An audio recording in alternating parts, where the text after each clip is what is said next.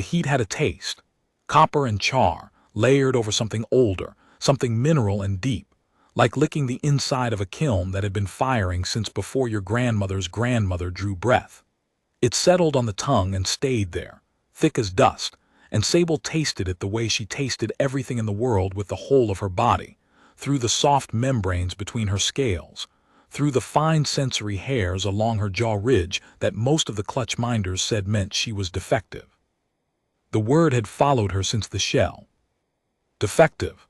They'd used it first when her egg was candled at 9 days, and the embryonic ridge showed crooked. They'd used it again when she hatched 30 hours late, half her body still slick with albumin, her left wing folded wrong against her spine like a page someone had dog-eared. The senior incubation clerk, a velour woman with hands like dry leather, had lifted Sable by the scruff and turned her under the inspection lamp, and Sable had felt the warmth of it, had opened her mouth to chirp at it, and the woman had said, "Market, defective, low yield, route to the auction block if it survives the week." She had survived the week. She had survived 11 weeks after that. And now she stood in the doorway of a stable on a planet whose name she could not pronounce, tasting copper and char on an afternoon so bright it turned the gravel road white, and she was about to do the thing she'd been told defective hatchlings never did. She was about to choose. The stable belonged to a man named Corin Hadge. She knew this because his name was stenciled on the crossbeam above the door in faded blue paint HADGE, and because the township records office, where they'd processed her sale, had listed him as the buyer. Lot 7734, it read. 1-1 juvenile dragon mixed scale, wing malformation left side, unsorted lineage. Classification, agricultural labor pool grade C. She had not understood most of those words at the time. She understood them now. The stable was warm. Not the damp, close warmth of the hatchery craters where she'd spent her first 6 weeks, but a different warmth, dry and golden, pushed through the open double doors by a fat afternoon sun that lit up every mote of hay dust floating in the air. The stalls were built for livestock, broad-shouldered draft animals whose hoofprints still dented the packed earth floor.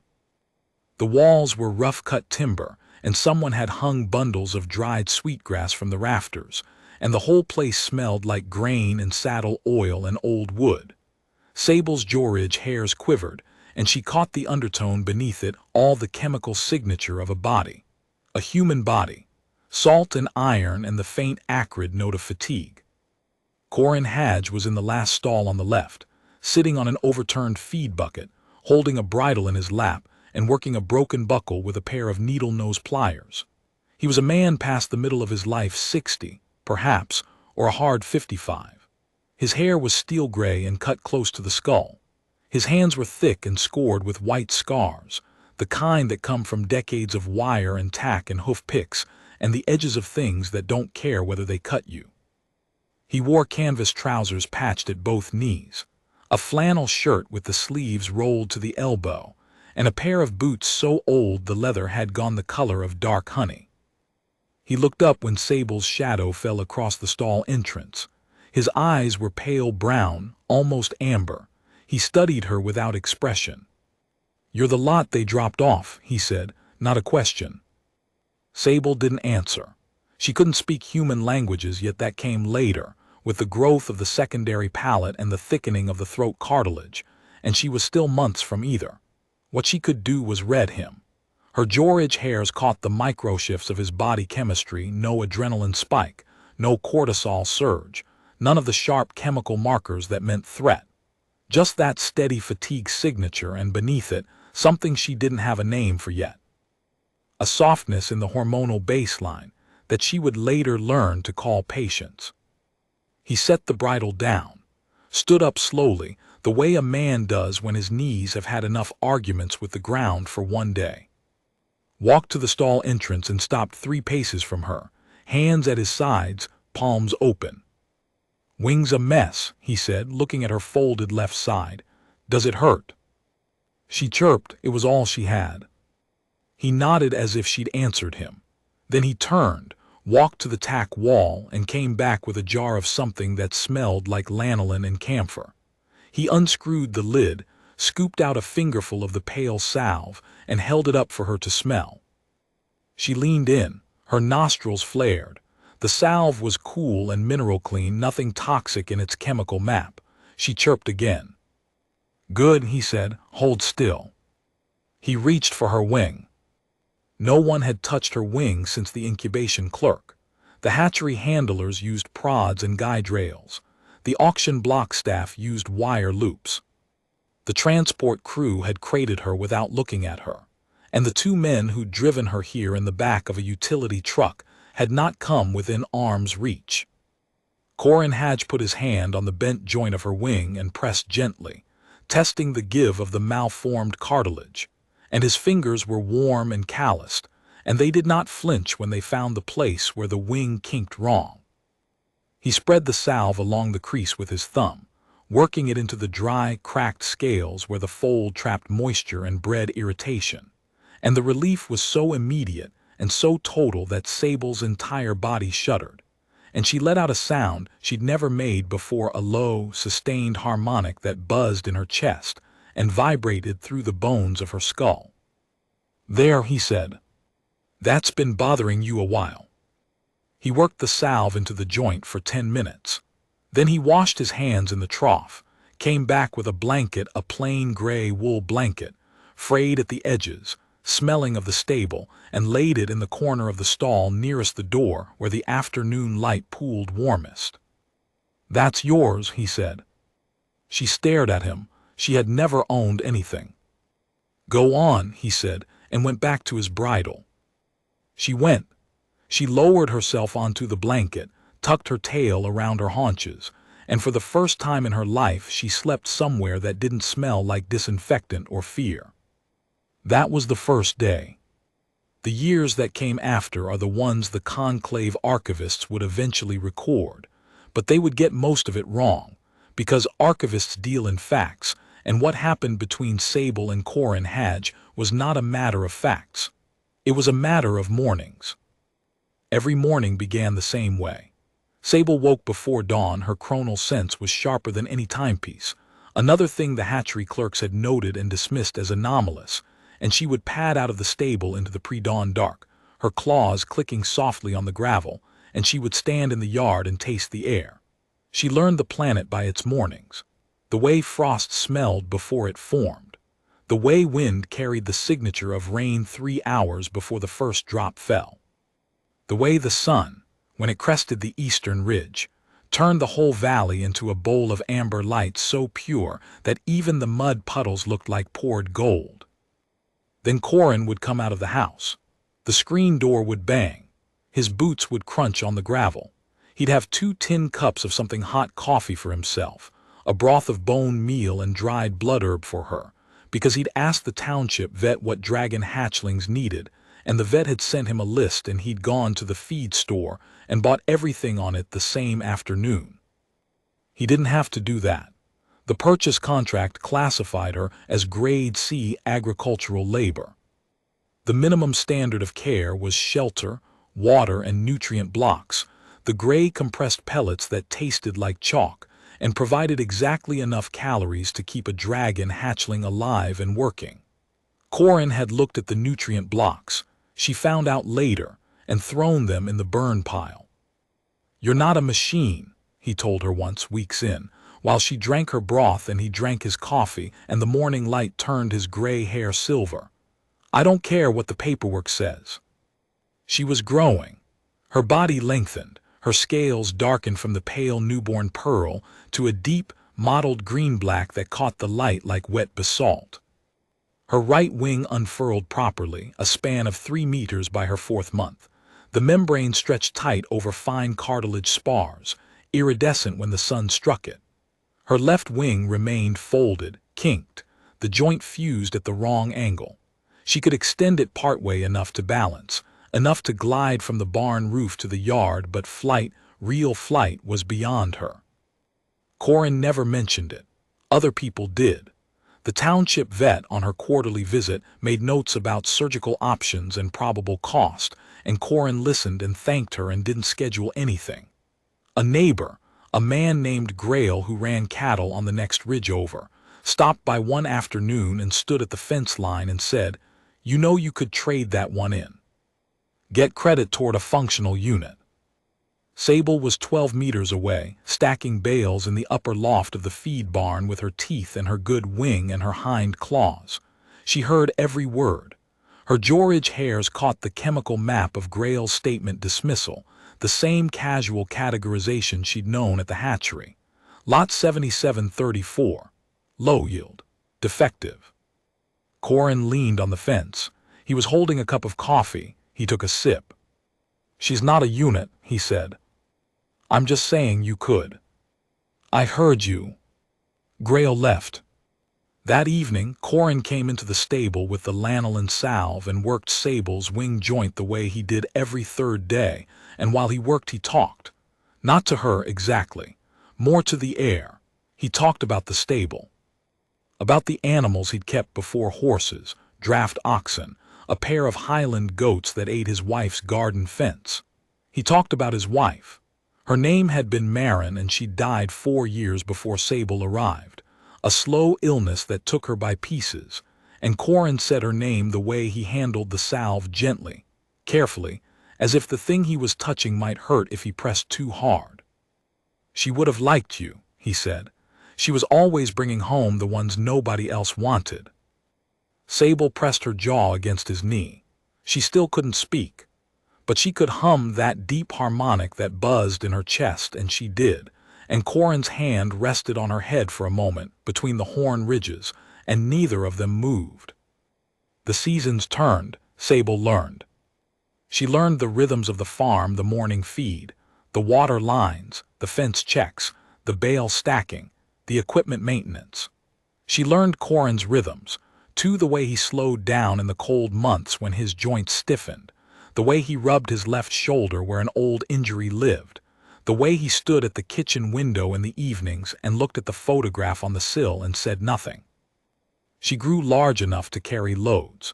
She learned to use her tail as a counterbalance and her good wing as a crane arm, and she could lift and place a 200-kilo bale with precision that made the township delivery drivers stop and watch. She learned to read weather better than the satellite forecasts. Her George hairs caught atmospheric changes the instruments missed, and she would stand in the yard at dawn and flick her tail left for clear skies, right for rain, and a slow triple thump for the heavy storms that meant the livestock needed sheltering. Corin started relying on her, not the way a man relies on a tool. He already had tools, but the way a man relies on a companion. He talked to her while he worked. He brought her broth every morning without fail, adjusting the recipe as she grew: more calcium, more iron, a dash of mineral salt from the northern ridge deposits. When her scales shed for the first time, a painful 3-day process that left her irritable and raw, he cleared out the big stall and filled it with fresh straw and hung a heat lamp from the ceiling and sat with her through the worst of it, reading aloud from a book about soil management, because he said the sound of a voice helped. It did help. She didn't know how to tell him that, so she pressed her jaw against his boot and hummed, and he seemed to understand. By her 2nd year she could speak. The secondary palate had thickened, the throat cartilage had matured, and the first word she ever said was his name. "Corin." He was in the yard mending a gate hinge. He stopped. The pliers went still in his hand. He turned and looked at her, and she saw something move across his face that her George hairs couldn't fully decode: a chemical signature that was part surprise, part warmth, and part something deeper that she would eventually learn was the specific hormonal pattern of a man who has been alone for a long time, hearing his own name spoken by someone who means it. "Well," he said, "about time." She learned more words. She learned them faster than the township vet's growth charts predicted, faster than any grade C classification should have allowed. She learned because Corin talked to her constantly, and because her mind, the mind the hatchery clerks had never tested because they'd stopped at the wing, was sharp and deep and hungry. She learned the word for what she was to him, and it wasn't unit, and it wasn't lot, and it wasn't grade C agricultural labor. It was partner. The day the strangers came was a Thursday. Sable remembered this because Thursdays were fence-check days and she had been walking the north perimeter, her claws sinking into the soft spring mud, her George hairs cataloging the morning dew on grass, iron in the soil, the chemical trace of a fox that had passed through at dawn when she caught something new. 3 signatures, non-human. The chemical profile was complex, layered with compounds she'd never encountered. Heavy ketones, unfamiliar proteins, and beneath them, threaded through the base signature like a vein of ore through rock, a harmonic resonance that she felt before she analyzed it. It buzzed in her chest the way her own hum did, but deeper, older, tuned to a frequency that made her bones ache. She stood still, her good wing half extended, balancing her. Her folded wing twitched against her spine. The sensation was not pain. It was recognition, the way a tuning fork vibrates when the matching note is struck somewhere in the room. She turned and ran for the stable.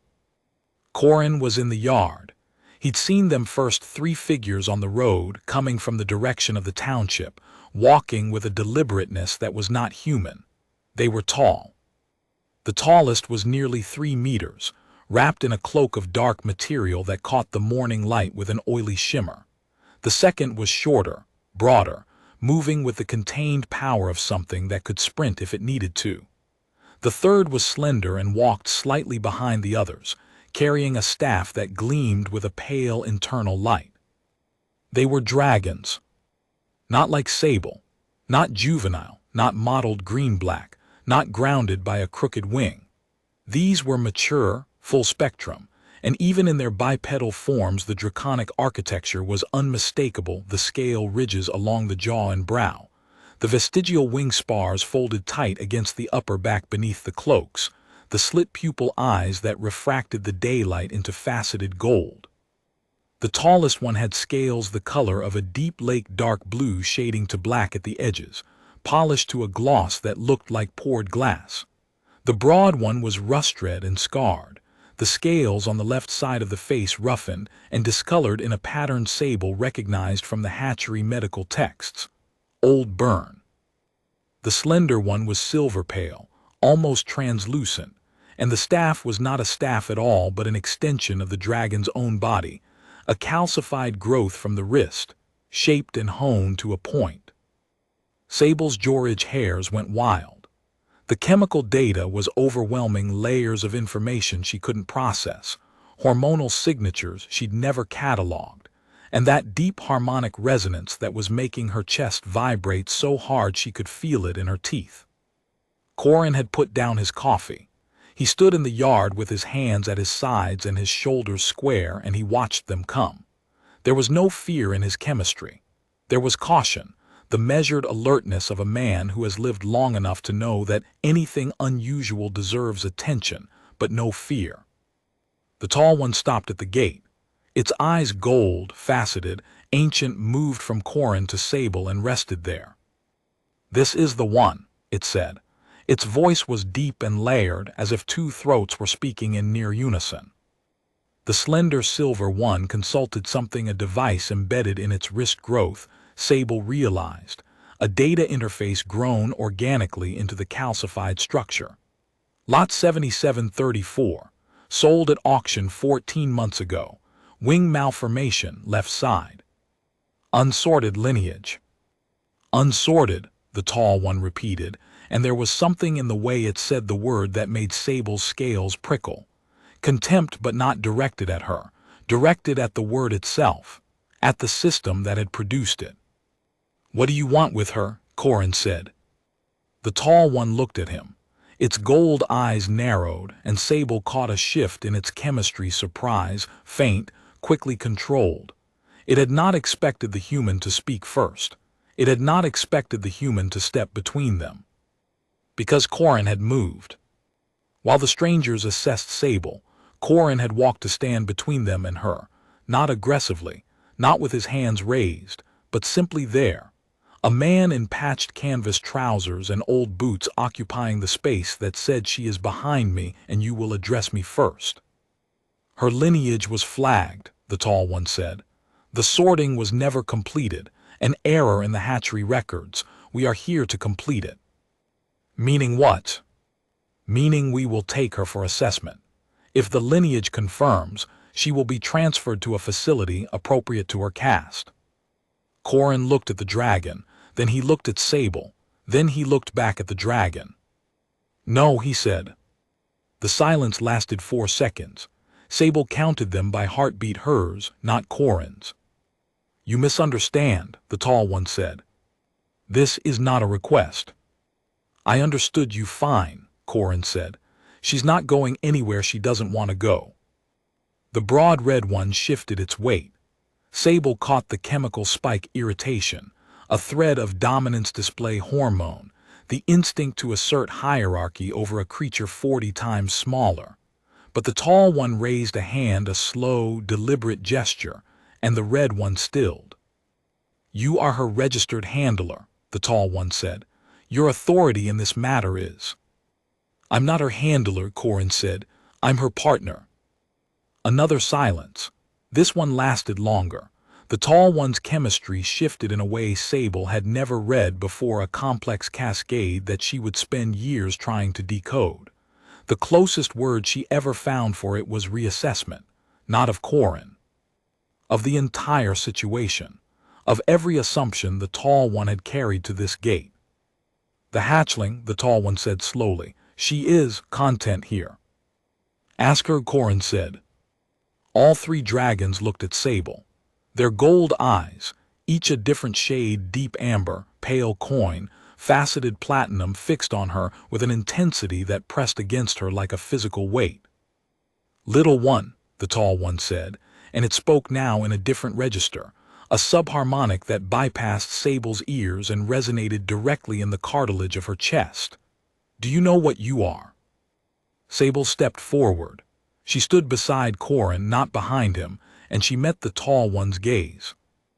I know what I am, she said. Her voice was still young, still thin, the secondary palate not yet fully mature. But the words were clear. I am Sable, I live here, he is my partner. Your wing, the silver one said. It could be repaired. We have surgeons who specialize in developmental malformations. You could fly. The word hit her like a stone thrown into still water. Fly. The thing she had never done.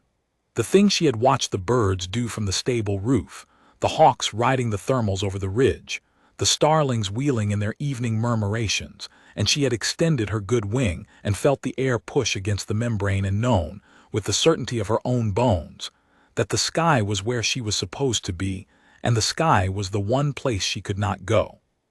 She looked at Corin. He was looking at the ground. His chemistry told her what his face didn't, the salve of complicated feeling, the sorrow he carried for her limitation, the thing he had never said aloud because saying it would have made it real. He wanted her to fly. He had always wanted her to fly, and he would never, ever tell her to go. If I go with you, she said to the tall one, what happens to him? He is human, he remains here. Alone. The tall one did not answer. It did not need to. Sable read the chemical signature of the question landing. It had not occurred to any of them. A human solitude was not a variable in their assessment. Give me a day, Sable said.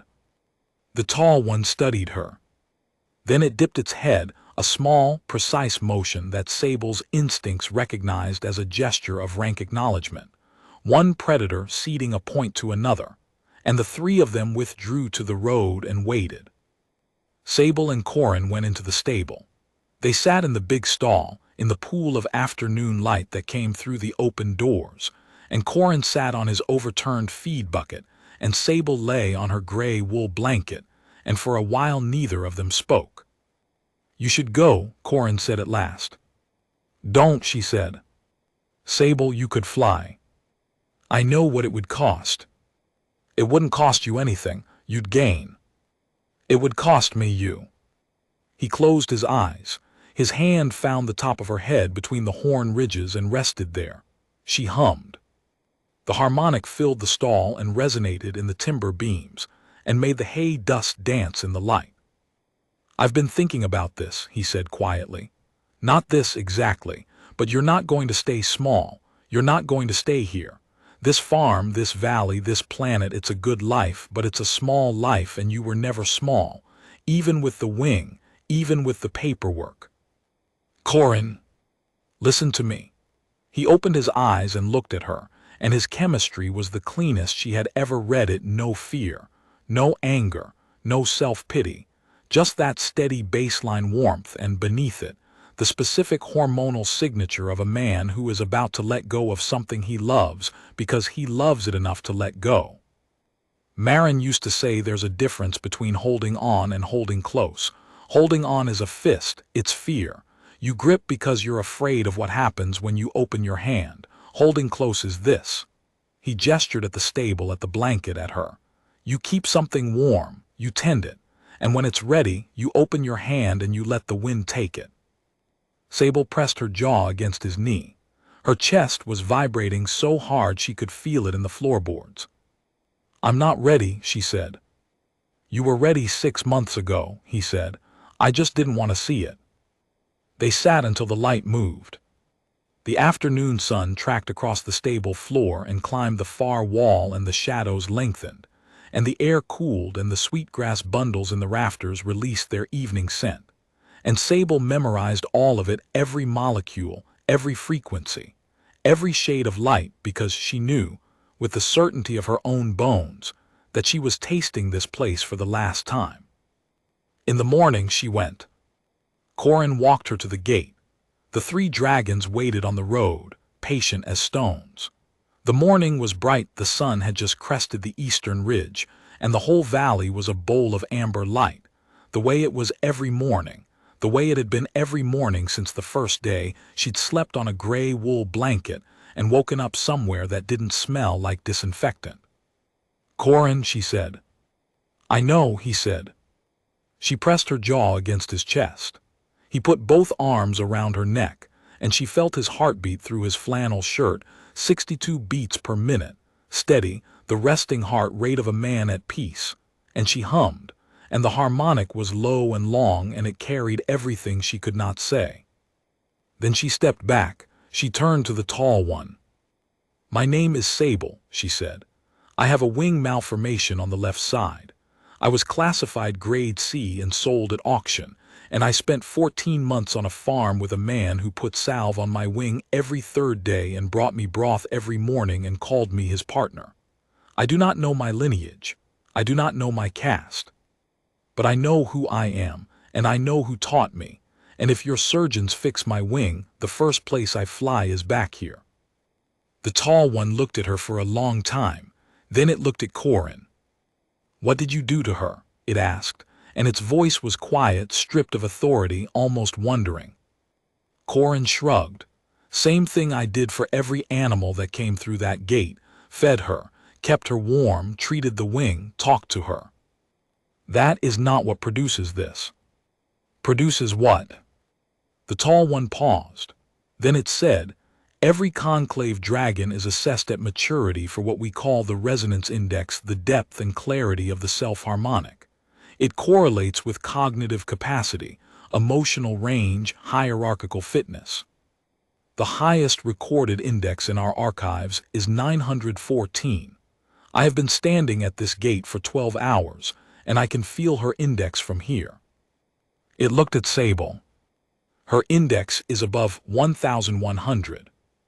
Corin blinked. He looked at Sable. She looked back at him. "I don't know what that means," he said. "It means," the tall one said, "that the hatchling you bought for the price of grade C agricultural labor and raised on bone broth and lanolin salve in a stable built for draft animals has the highest resonance index of any dragon born in the last 11 centuries. The morning light caught the tall one's scales, and they flashed like dark water. "It means," it said, "that she is not defective. She never was." Corin's hand found Sable's head. His fingers rested between her horn ridges. She hummed. "I know," he said. This is the part the archivists got wrong. They recorded that Sable was taken to the Conclave surgical facility and her wing was repaired. That part is true.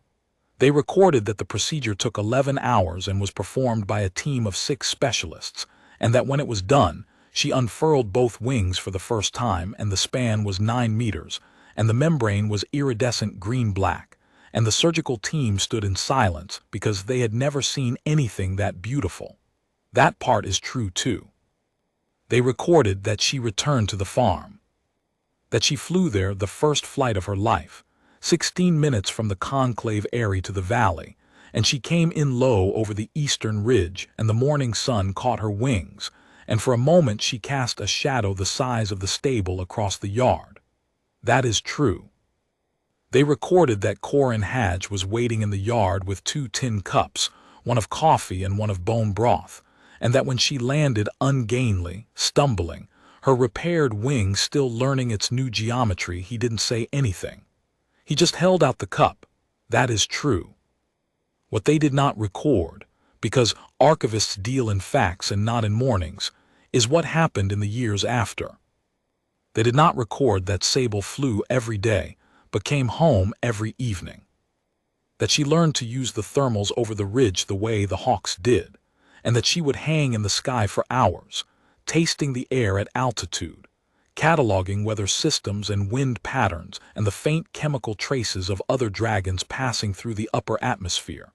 And then she would fold her wings and dive and land in the yard, and Corin would look up from whatever he was mending and nod, and she would hum, and the afternoon would continue. They did not record that Corin's knees got worse, that the cold months bent him lower each year, and that Sable learned to carry him carefully, her claws cupped like a cradle, his weight nothing to her now from the house to the stable when the ice was bad, and that he never once complained and never once thanked her for it, because between them it was not a thing that needed thanking. It was just what partners did. They did not record the evening walks. Every evening before the light went they walked the perimeter together, Corin on the ground, Sable beside him, her wings sometimes extended over him like an umbrella when the weather turned, and they talked about the farm, about the township, about the things Sable was learning from the Conclave data archives, which the tall one whose name was Salve, senior archivist of the 3rd Registry, had given her access to after her resonance index was confirmed. She told Corin about the draconic lineage charts, the caste system, the ancient hierarchies that determined which hatchlings were sorted and which were discarded. Discarded, Corin said once, and his chemistry went bitter and hot, the closest she'd ever read him to anger. The system is old, she said, older than the Conclave. Old doesn't make it right. No, she said, it doesn't. They did not record that she began to speak to other discarded dragons, that she used the Conclave data access to identify hatchlings flagged as defective wing malformations, scale anomalies, sensory abnormalities, the 100 small variations that the sorting system classified as low yield, and she reached out to them, one by one, and she told them what Corin had told her in his own way without words. You are not a machine. I don't care what the paperwork says. They did not record that this made her dangerous. Not dangerous in the way the red one was dangerous muscle, scar, dominance hierarchy, but dangerous in the way that a question is dangerous when it is asked in a room full of people who have built their lives on the assumption that the question has no answer. The question Sable asked, quietly, persistently, to every archivist and registrar and sorting clerk who would listen, was simple. If a hatchling classified as defective can carry a resonance index of 1,100, what does that say about the classification system? No one answered her, but she saw the way they looked at each other when she asked it, and she tasted the chemistry of their silence, not confusion, not dismissal, but the sharp, acrid signature of a certainty beginning to crack. They did not record the night Corin fell. It was winter. The ice was bad, a hard freeze after a thaw, the kind that turns every surface into glass. Sable was in the stable when she heard it, Not a sound, but a chemical change, the sudden spike of cortisol and adrenaline from the yard, Corin's body flooding with pain signals. She was through the stable doors in 4 seconds. He was on the ground between the house and the water trough, his left leg folded under him at an angle that her medical knowledge told her immediately was a fracture. She lifted him. Her claws cupped him like a cradle, the way she'd practiced, and she carried him to the house and laid him on the bed, and she covered him with blankets, and she stood over him, and her chest vibrated with a harmonic so deep it shook the window panes. "Stop that," he said through gritted teeth. "You'll crack the glass." "I should have been outside," she said. "You were in the stable. It's 20 meters. I should have been beside you." He looked at her. His face was gray with pain, and his chemistry was flooded with signals she couldn't suppress, but his eyes, those pale brown, almost amber eyes, were clear. "Sable," he said, "you can't be beside me every minute." "Why not?" "Because you have things to do that are bigger than this farm." She called the township medic. The fracture was set, the leg splinted, and Corin spent 3 weeks in bed, which he hated, and Sable ran the farm alone, which she did flawlessly, and the township delivery drivers said to each other that the dragon worked the property better than most humans, and what did that tell you? It told them nothing they were ready to hear. The Conclave sent a delegation during Corin's recovery. Not the tall one this time, but a different group, 4 administrators in formal cloaks, carrying datapads, speaking in the clipped, efficient register of bureaucracy. They wanted to discuss Sable's status. Her resonance index had been verified 3 times. Her lineage, traced through the genetic archives, had been identified at last, and the identification had caused what the lead administrator called considerable institutional concern. "What lineage?" Sable asked. The administrator looked at her, then at Corin, propped up in bed with his splinted leg and his coffee cup and his expression of patient disinterest. "Vale Koth," the administrator said, "the founding line, the line from which all Conclave authority derives. It was believed extinct for 400 years. Sable stared at the administrator. She tasted the chemistry of the words truth, anxiety, something close to awe, and she looked at Corin. "Did you know?" she asked. "No," he said. "I bought you because you were scared and alone and your wing was hurting. That's all I knew. That's all I needed to know." The administrators wanted her to come to the capital, to the Conclave seat, to assume a position commensurate with her lineage. They spoke about duty, about legacy, about the institutional structures that depended on the continuity of the founding line. "And the other discarded hatchlings?" Sable asked. "The ones flagged as defective, the ones sold at auction to people who treat them like machines?" The lead administrator paused. "That is a separate matter." "No," Sable said, "it isn't." She went to the capital. She insisted that Corin come with her, and the administrators balked a human in the Conclave seat, and she said, "He is my partner. Where I go, he goes." And her resonance index thrummed through the room at a frequency that made the data pads flicker and the chandelier crystals sing, and no one argued further. The archivists recorded the reforms. They recorded that within 2 years of Sable's arrival at the Conclave seat, the sorting system was dismantled, that the classification of hatchlings as defective was abolished, that the auction blocks were closed, that every dragon born, regardless of wing geometry or scale pattern or sensory variation, was assessed on resonance index and cognitive capacity, and nothing else. They recorded that the architect of these reforms was a dragon named Sable, lineage Vale Koth, resonance index 1147. It had risen, who had spent the first 14 months of her life in a stable built for draft animals on a backwater agricultural planet. They recorded that she always returned to the farm. What they did not record, what they could not record, because it was not the sort of thing that fit in an archival entry, was the last morning. Corin was 81. He had moved slowly for years, and the cold months bent him almost double now, and Sable carried him more than he walked. But every morning, every single morning, he came out of the house with 2 tin cups coffee for himself, bone broth for her, and they stood in the yard and watched the sun crest the eastern ridge and turn the valley into amber light. On the last morning he came out and he was slower than usual, and Sable read his chemistry and knew. Not today maybe, not tomorrow, but soon.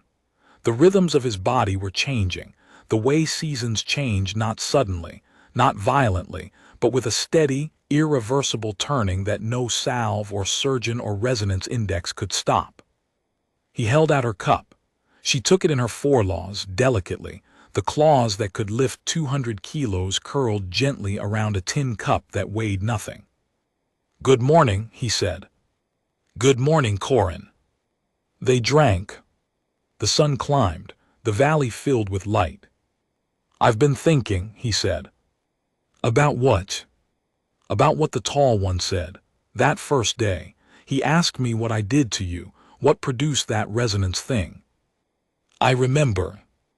"I didn't have an answer then. I do now." She looked at him. His eyes pale brown, almost amber, unchanged by all the years met hers. "I didn't do anything to you," he said. "I just didn't do what everyone else did. I didn't look at you and see a broken thing. I looked at you and saw a scared kid with a sore wing, and I had some salve, and it was the obvious thing to do."